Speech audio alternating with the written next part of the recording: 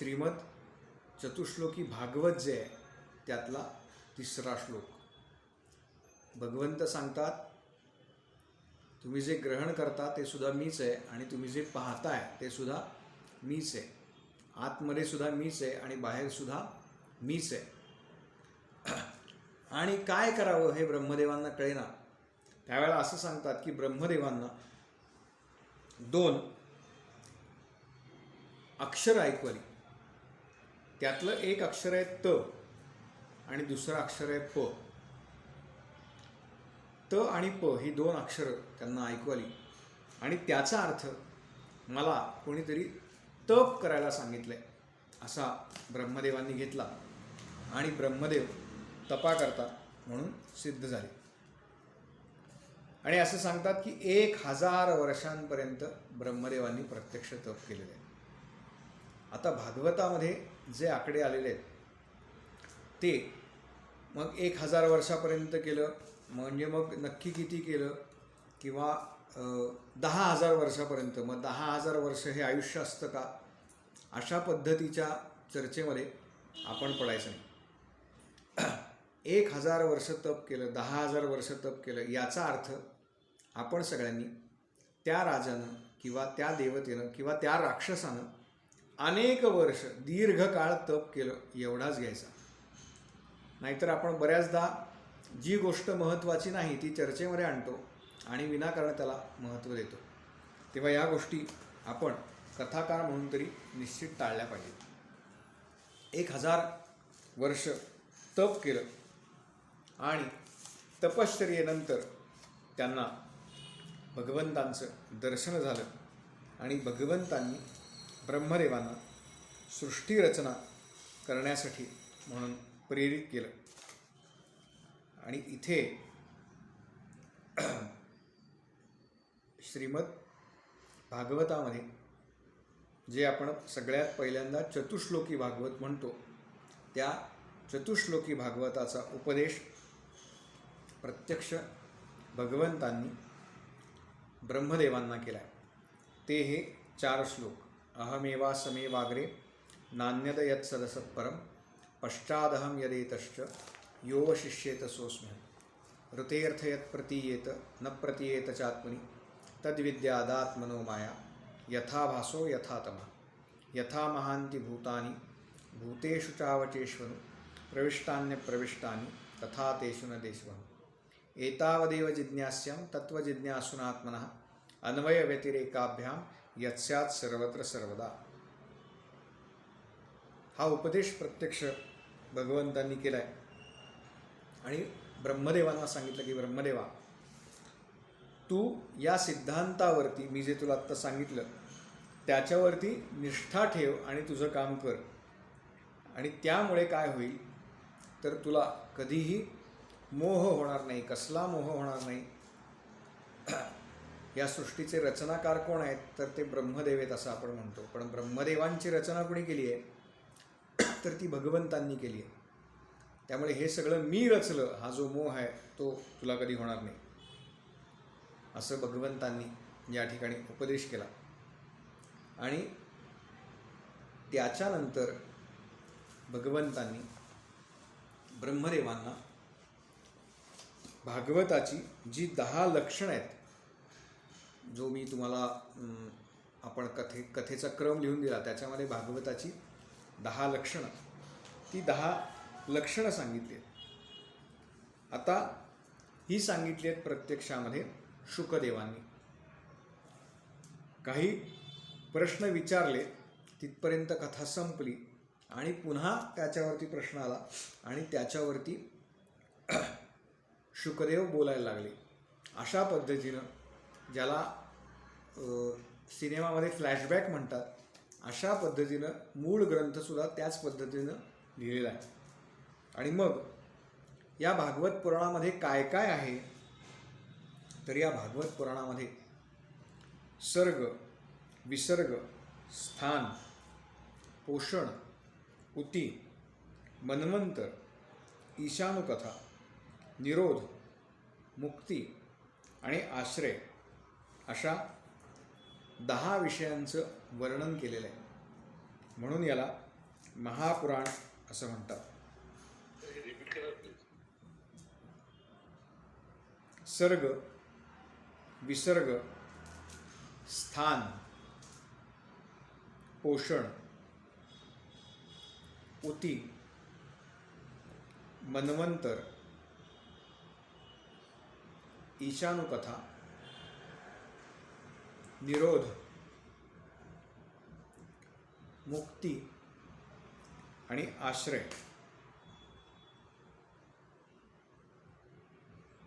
आता यातलं जे आश्रय ही सगळी तत्व आहेत बरं का, ह्या वस्तू नाही आहेत, ही तत्व आहेत सगळी.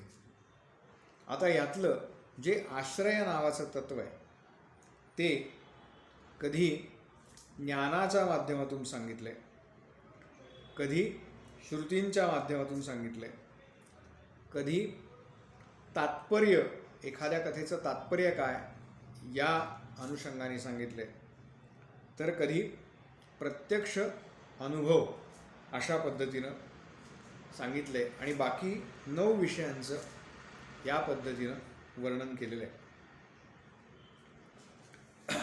ईश्वरांच्या म्हणजे भगवंताच्या संकल्पनेमधून सत्व, रज आणि तम हे जे ज्याला त्रिगुण म्हणतात, त्या त्रिगुणांमध्ये किंवा गुणांमध्ये विषमता उत्पन्न केली भगवंतांनी आणि मग ते त्रिगुण झाले.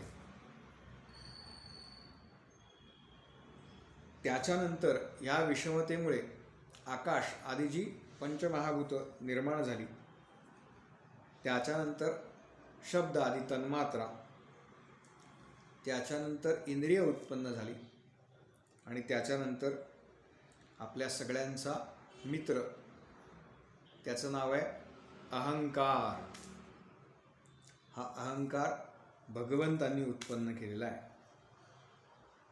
आणि महत्तत्वस्वरूप, ज्याला आपण ते अधिष्ठान म्हणतो, असं अधिष्ठान या सगळ्याकडून विराट शरीराची उत्पत्ती होते.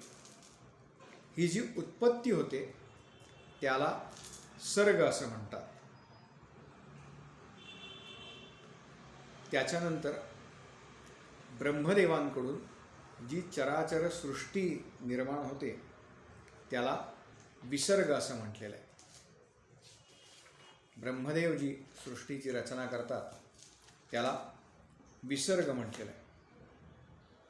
आणि या सृष्टीचं काय होतं आहे तर सृष्टी ही क्षणाक्षणाला नाशाकडे चालली आहे, म्हणजे पुढे पुढे चालली आहे. जे जे उपजे ते ते नासे, माऊली म्हणाले, नासिले ते पुनरपि दिसे, हे घटिका यंत्र जैसे परिभ्रमियेगा.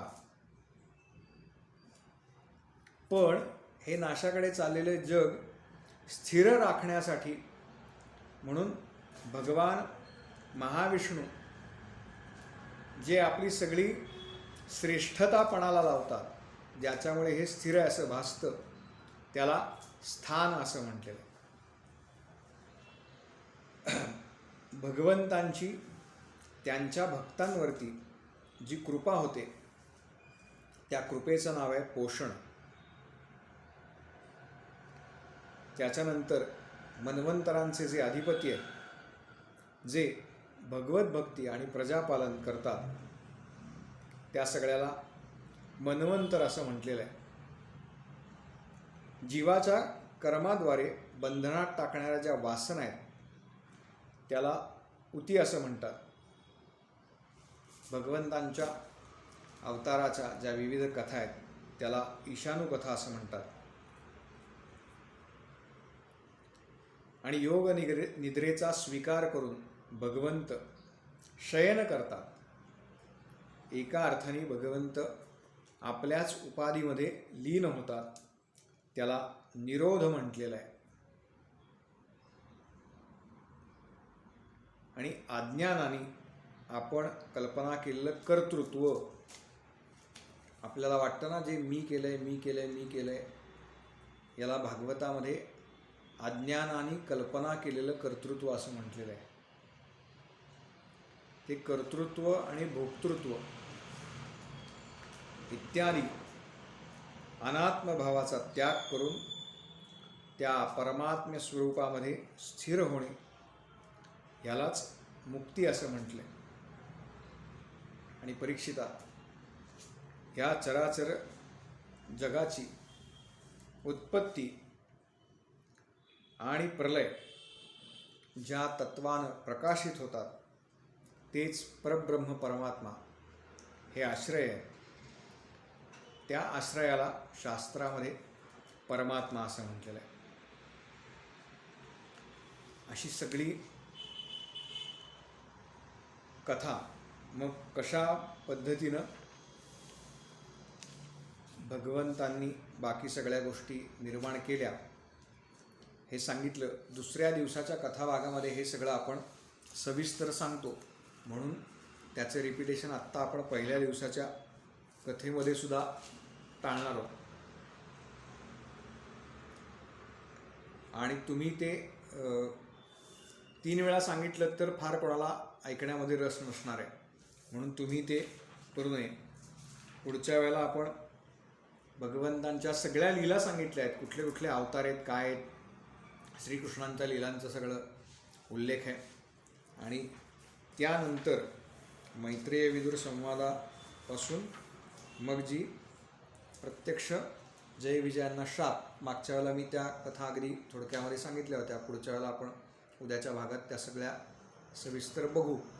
आणि मग एका अर्थाने ज्याला आपण साचा म्हणतो पहिल्या दिवसाचा, त्यातल्या कथाभाग सगळा पूर्ण होईल. म्हणजे तुम्ही काही शंका असेल तर त्याच्यानंतर विचारू शकता आणि प्रश्नोत्तरं लिहू शकता, जेणेकरून तुमचा पहिल्या दिवसाचा सगळा जो भाग आहे तो पूर्ण होईल. या ठिकाणी आपण कथाभाग आजचा संपलेला आहे. कोणाला काही विचारायचं असेल तर विचारू शकता.